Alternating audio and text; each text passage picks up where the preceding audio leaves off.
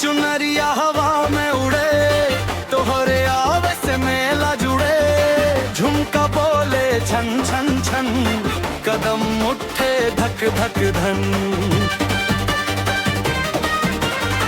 तोहर हंसी बसंत के बाहर, देखत बने जाला त्योहार। एक इशारा दिल ले जाला, पूरा महफिल संग गवाला।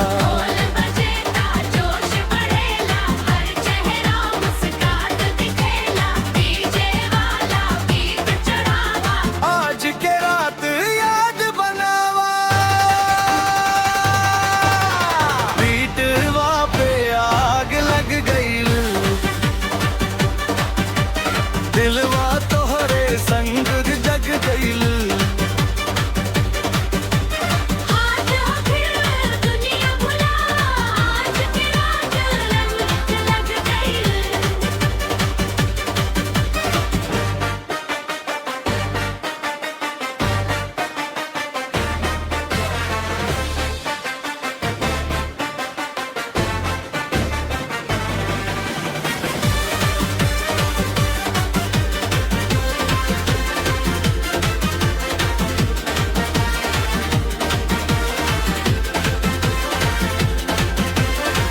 रंग बिरंगी रोशनी छाई, तोहरे आदा सबके भाई।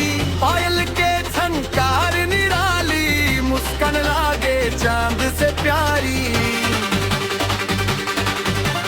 साथे नाची साथे गाई, हर पल खुशियों से सजाई। ई रात फिर लौट के ना आई, दिल में याद बन के समाई।